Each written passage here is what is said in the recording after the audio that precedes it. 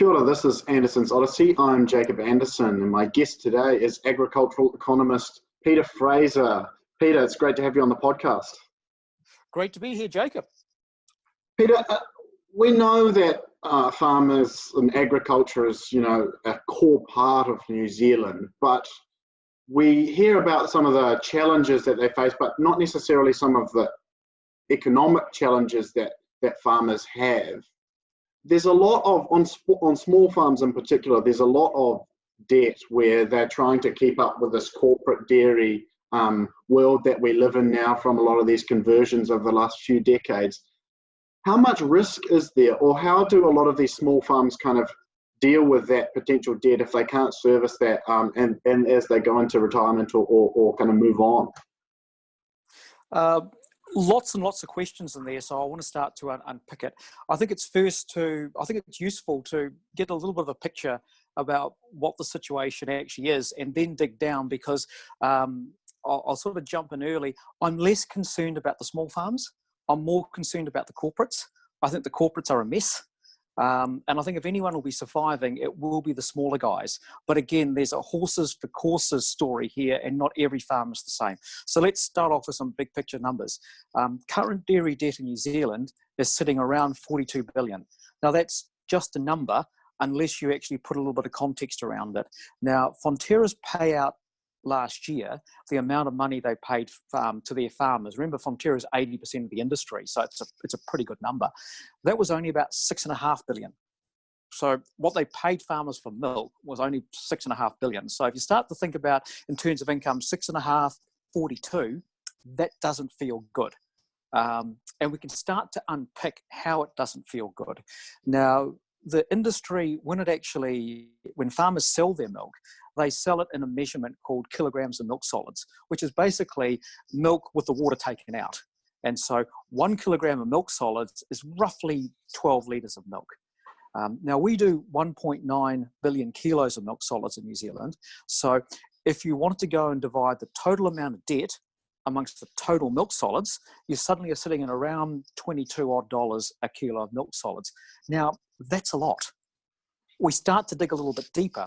Interest rates are historically low at the moment and probably going to get a little bit lower. But let's say that farmers are earning, and I'm using just as an example, there'll be some farmers will be paying a little bit less than that, some farmers are paying a bit more. But let's say farmers are paying, on average, 4.5% across that 42 billion. The interest alone is 1.9 billion. So the first dollar on average that farmers get goes to just paying debt. Now, how much do farmers get? Well, last year's Fonterra's payout was only $6.35. So you can suddenly start to see there's this 42 billion number is a big number, and there's some context around it. But I want to jump in just a little bit deeper and telling you what the number's doing. When I first got interested in dairy debt was really during the 2008 GFC. And we looked at some numbers then, and I'm talking about on-farm debt rather than Fonterra debt, and I'm talking about on-farm dairy debt. So that's the farm owners themselves. That's the farmer owners. So between 2000, so call it the turn of the millennium, and the point we're at then, which is about 2008, 2009, so you can say in a decade, rule of thumb, dairy debt had gone up on-farm from about 10 billion to about 30 billion. So it had tripled. But the milk supply had only gone up 60%. That didn't feel very good. Now, we were at the time quite hopeful that the dairy debt would then go down, but it didn't. So if I take the same situation now, if we go from 2000 to 2020, so we've got 20-year time period now, dairy debt has now gone from 10 billion to the 42 billion I mentioned. Milk production has gone up a little bit. It's now up about 66%. So what we've got is over a 400% increase in on-farm debt and only a 2/3 increase in milk production. Now that's not a good number. So what we've got is a whole mess across the sector about this debt. And what I'm also worried about is, I mentioned in 2008, 2009 it was about 30. It's now about 42.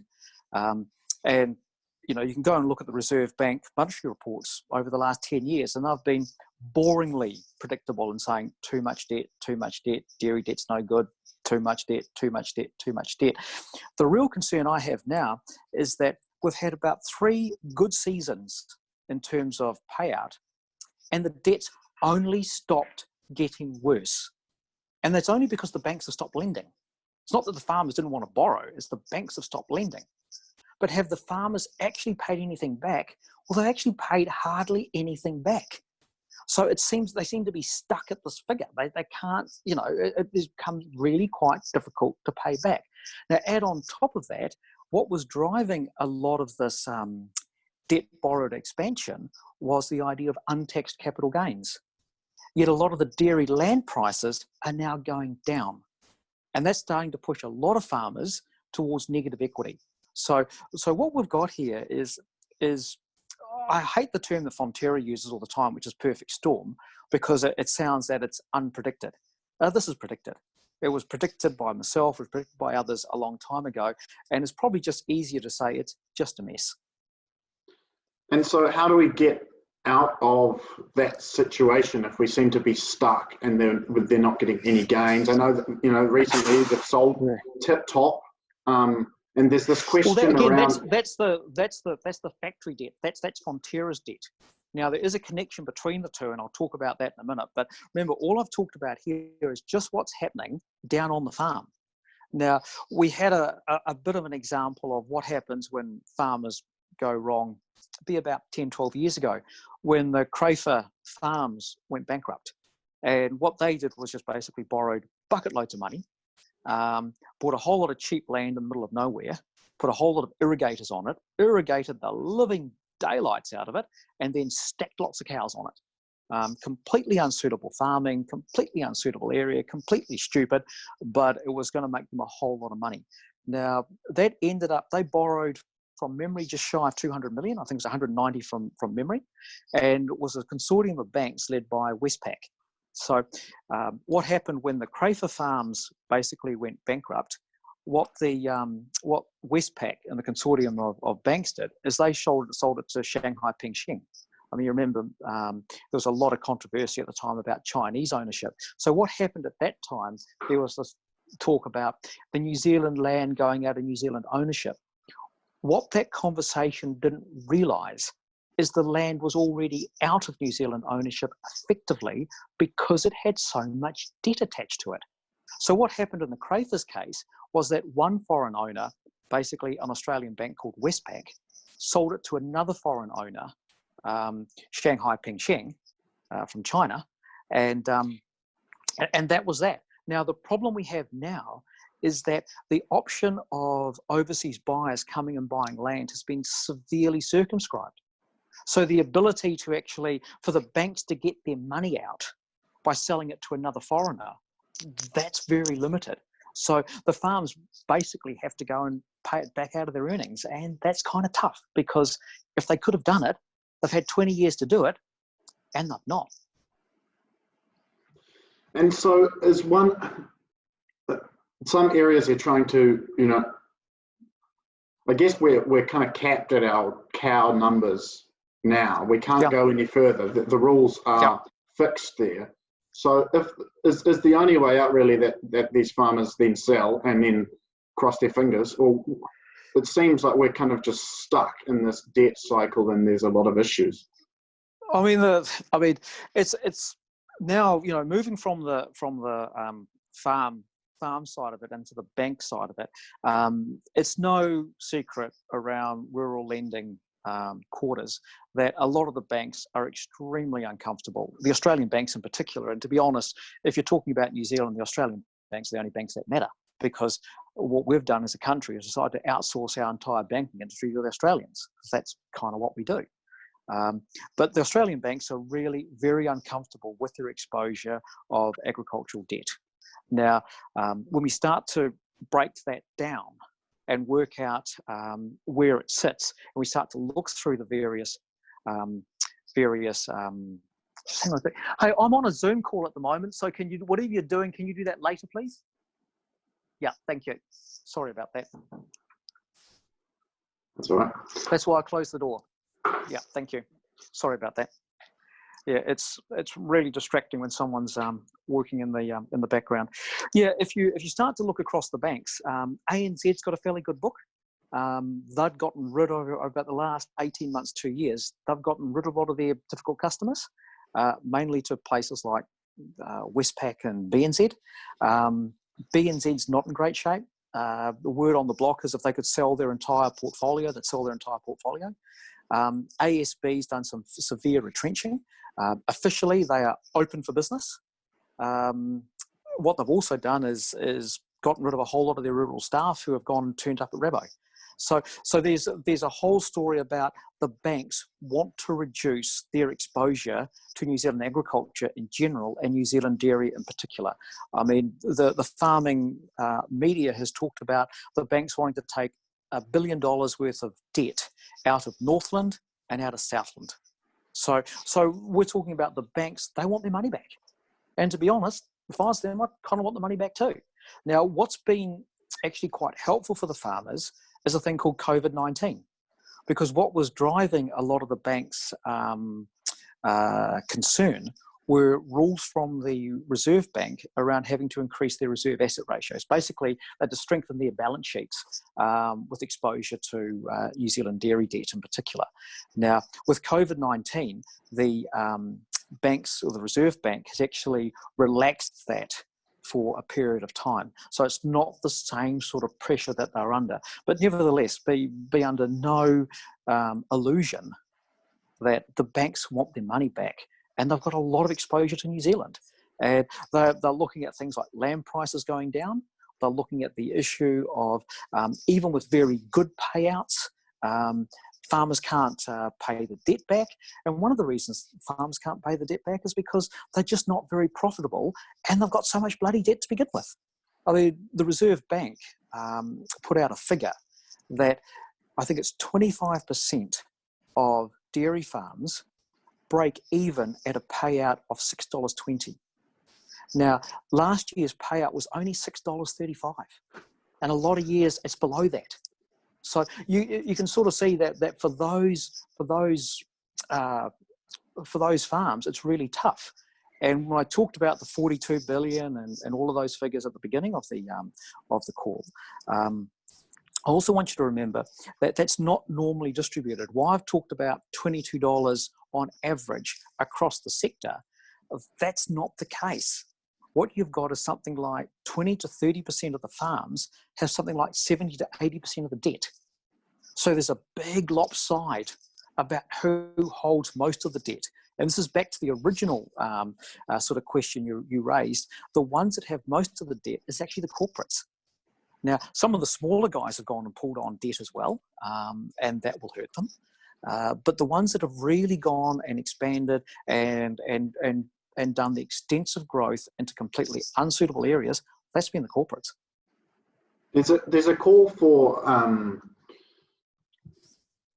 looking at value-added products instead of these kind of bulk milk solid, this kind of approach, I guess, or intensive farming approach.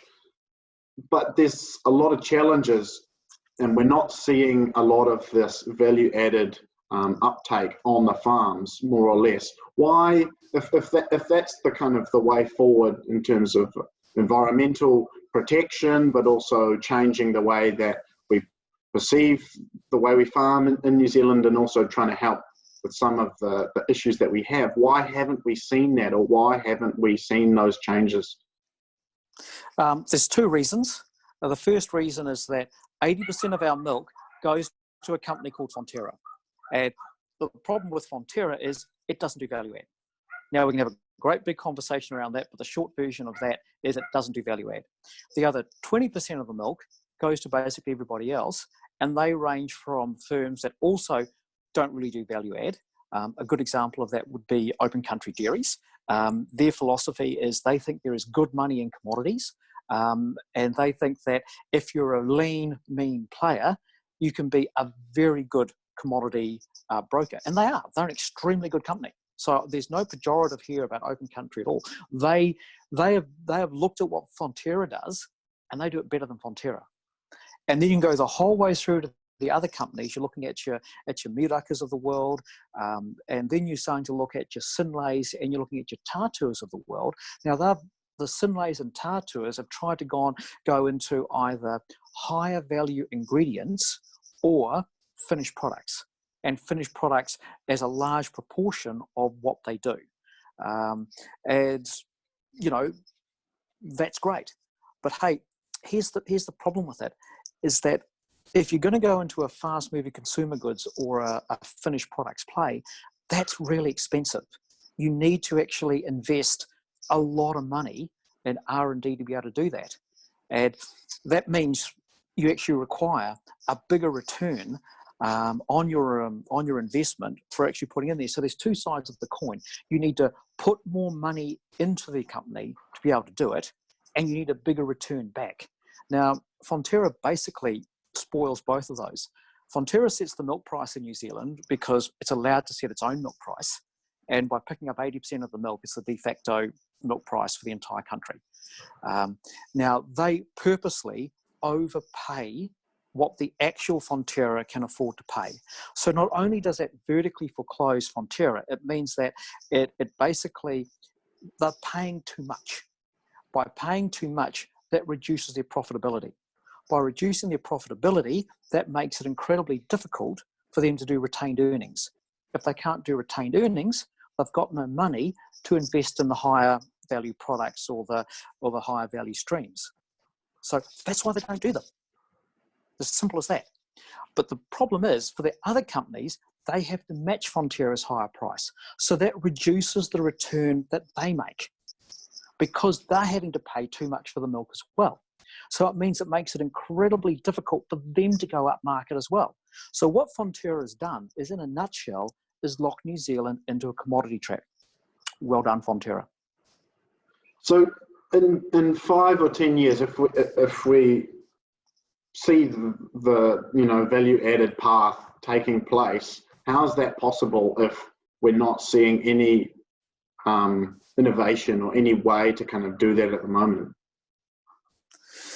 Yeah, well, I mean,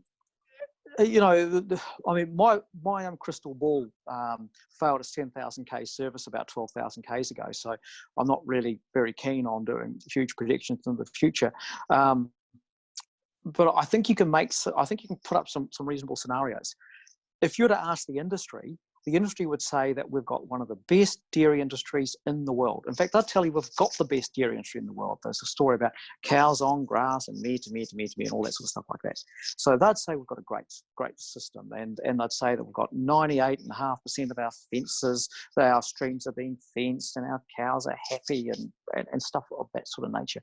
So they'd tell you there's actually not really very much that needs to be changed. And they'd say is that all we need to do is get the rest of the world who are wanting to have more proteins and more milk, and milk part of their diet, and milk part of their future, and give it to the kids and all that sort of thing like that. We just have to just go and get it to market. So we have to keep on doing what we're doing.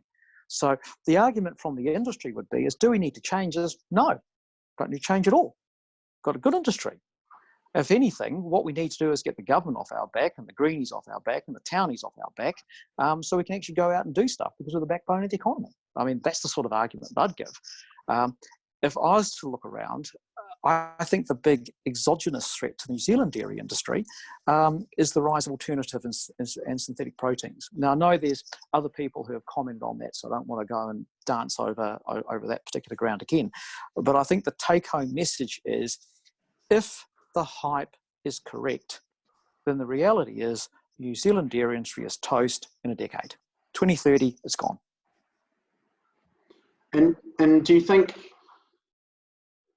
because I mean, at the moment we're seeing a lot of the alternative proteins, particularly from the meat side of things, but the milk is probably a little bit slower in terms of the innovation. But do you imagine that's where we're going to have this transition in New Zealand from kind of widespread dairy farming into then alternative proteins, rather than a sort of a gradual change or a conversion like we did with sheep to dairy? I mean, if what happens if, as I said, the big if here is that I don't know whether the alternative proteins and synthetic proteins are to milk and milk products what some synthetic nylon and other man-made fibres were to wool, because wool's toast now. I mean, you can jump back even as late as the 1980s. You had papers coming out of Massey that were looking at, they called them the Asian tigers, the Taiwan, Singapore, Hong Kong, South Korea. And they said that as these countries industrialize, they develop a middle class. And they said that once they develop middle class people will want what we have in the West, because obviously what we have in the West is great, and they don't have 4,000 years of their own culture, and they just want to ape the West because that's what people in the West think that the rest of the world should be doing. And they said, look, what they will want is carpets. They will want to go and put all through their apartments carpets. And what this Massey paper said is there will not be enough sheep in New Zealand to produce enough strong wool by the year 2000 to sustain the demand for these carpets. And it never came. And why it didn't come? Because they did carpet their apartments, but they did it with nylon. And that's the real, so if the synthetic and alternatives are that sort of, this is not a evolution, this is a disruption and a replacement and a supplanting. There is no coexistence story here. I'd like to tell you there's a coexistence story, but there's not. And that's simply because the cost, I mean, at the moment, the cost is, in particular with the alternative meats, we don't have many alternative milks so far. They are still more expensive than the traditional meats or, grass-fed beef, for example. But eventually that price will come down, and then the dairy industry will not be able to compete, and there will only be perhaps high-end products like we were talking about before, but we don't have those really at this stage. Yeah, I'm not even very, very optimistic about the high-end products, because we kind of fool ourselves that we don't have to feed the world. We just have to find 42 million rich folks and feed them, and they'll pay a premium. The problem is that when you look at the rise of the alternatives, and I want to split it into two types here. And this is my terminology, and if anyone wants to copy it, you're more than welcome to do so. It's what I call the alternatives. They're the plant-based products. So that's when you're trying to get peas, and peas pretend that they're milk, or peas pretend that they are a hamburger patty. So that's your alternatives. Now, what you can get through other processes, such as your precision fermentation, are what I call the alternatives, where, and again, there's people who are much more skilled on this than I am, but as a very small brain, it's effectively putting, for example, milk proteins into a photocopier, and you just produce them.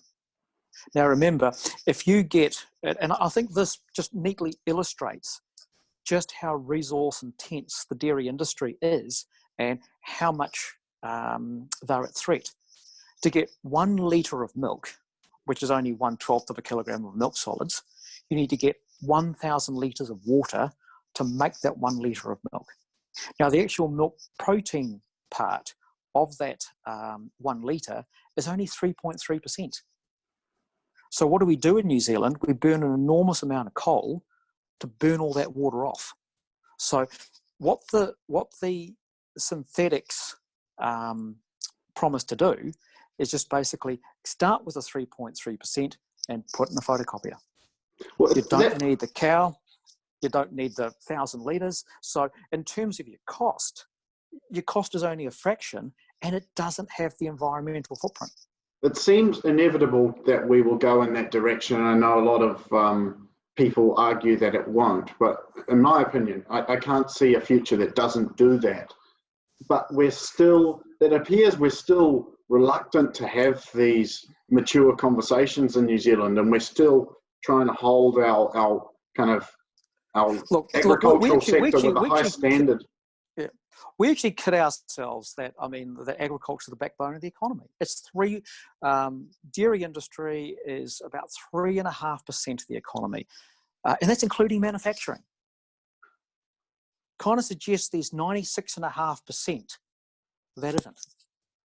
Now, yes, they are a very, very big percentage of our exports. About 25% of our exports are dairy products. So again, well done, dairy industry. But here's the quid pro quo of it. We think we're a good exporter. New Zealand is a rubbish exporter. Our exports as a percentage of GDP are pathetic. And one of the reasons it's pathetic is that the goods we actually export and we have the comparative advantage in, which are basically agricultural products, they've been, since World War II, agricultural products have been the slowest growth in terms of cross-border trade. So there's been, if you've, say, gone and jumped onto things like steel and manufactured goods, and you go into the international market, then it's like a big locomotive that pulls your economy along. What we've got is a traction engine, and the traction engine is called the dairy sector. I mean, it's just not that flash. And we seem to have that too with forestry, right? We're exporting these logs, and then there's no kind of value to them, and then we actually have to, in some cases, I understand, import them. I don't know anything about that, but what are your thoughts around some of these foreign sales, and do they have benefits to some of these communities? Or do they have disadvantages, or do you have much thought on those kind of foreign ownership models? Well, I mean, there's two ways to answer that, and the first one is it's very case dependent. I mean, you can have good foreign investment and bad foreign investment. So there's nothing good or bad about foreign investment per se. But hey, here's the concern that I have when I got asked about, well, what do you think about the selling of the Fraser farms? 12 years ago. And my response back then was, Maori didn't do very well when we found that we didn't own the land anymore. In fact, that ended really badly for us. So I think actually selling the land is a really bad thing to do, because we've got an experience of it. Didn't work well last time. And do you think, when you think about that model, I guess, for example, if there is this debt though, and this is what there's talk about currently with COVID, about having some foreign money come in, is that going to help us?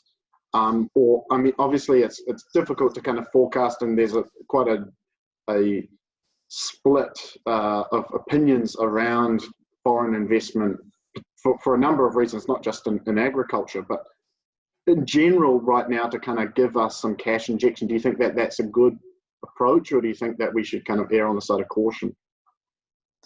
Well, I mean, it depends. Again, it depends on what it is. The ability to buy farms now has been substantially reduced. It's pretty damn tough.